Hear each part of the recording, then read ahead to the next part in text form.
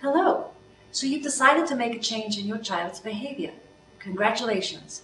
Because it's only you who can make lasting change in how they behave. This video addresses the behavior we know as temper tantrums. All children seem to have them. Nothing wrong with your child if they're having them. The technique we're going to use is one called active ignoring. There's 3 steps to this technique. The first step is the setup. Now, I know your child is very young, perhaps having temper tantrums, 18 months, 2 years old, something like that. And they might not understand everything you say, even if you keep it simple and clear. But that doesn't matter. What matters is that they hear you explain something before they have the temper tantrum, while they're calm, while they're able to hear you, while they're able to take in what you're telling them, to the degree that they can. Now, a 5-year-old having a tantrum, of course they're going to be able to understand you much more easily than an 18-month-old will. But you can still give the message, give the setup, and that is, tell her or him ahead of time that next time you have a temper tantrum, I'm just going to let you work it out on your own. I'm just going to ignore it. You'll be okay. I'm going to be nearby. If you need me, I'll be there. But I'm just going to let you get over that temper tantrum all by yourself. The reason you want your child to go through a temper tantrum and come out the other side without you pushing or pulling or shouting at them or telling them to come out of it, you don't want to interrupt them. They're actually going through something quite important when they have a temper tantrum. Little ones are overwhelmed very often by emotion. And if we try to pull them out of it ourselves, we interrupt their beginning ability to control their own emotions from within. Now, sometimes the little child, the 18-month-old, the 2-year-old, they can't always pull it together themselves, and they definitely need certain things externally that will help them.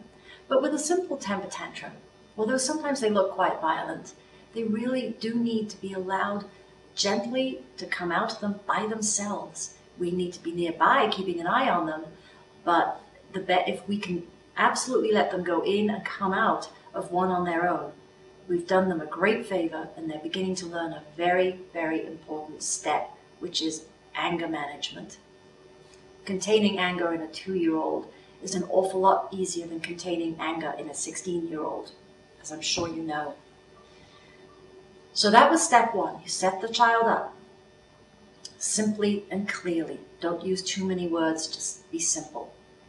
When they have the temper tantrum, be nearby, keep an eye on them, make sure that you're very aware of what's going on. But to the child, let them think that you're ignoring them. Turn your back. Make sure that you don't have eye contact.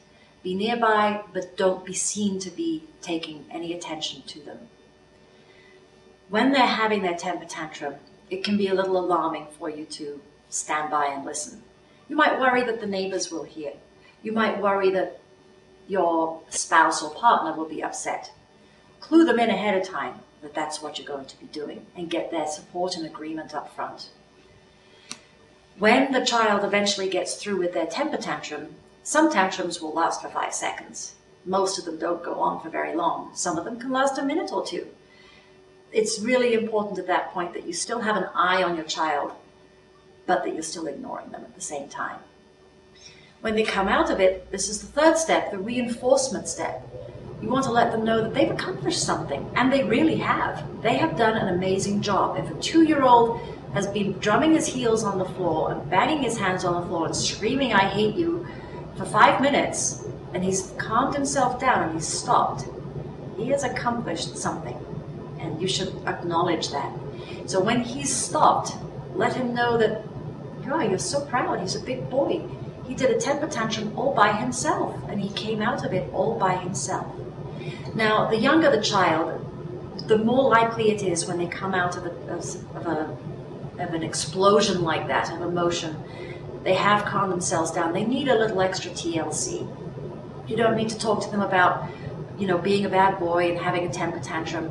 He just maybe needs a little cuddle. He might need a hug. He might need you to sit next to him and read a book to him or something like that. Very often when they come out of a temper tantrum, they're very needy. and that's okay. You need to give them what they need at that point.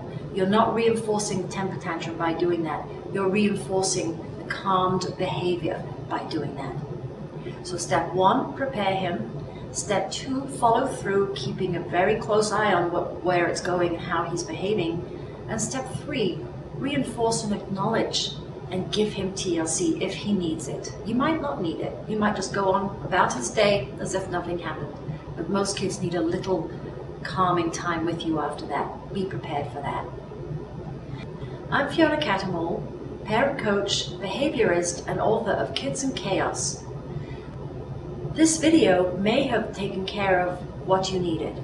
If it didn't for some reason, I advise you to go to my site, order my book.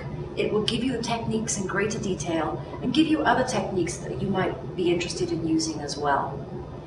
Also, stay tuned for upcoming webinars.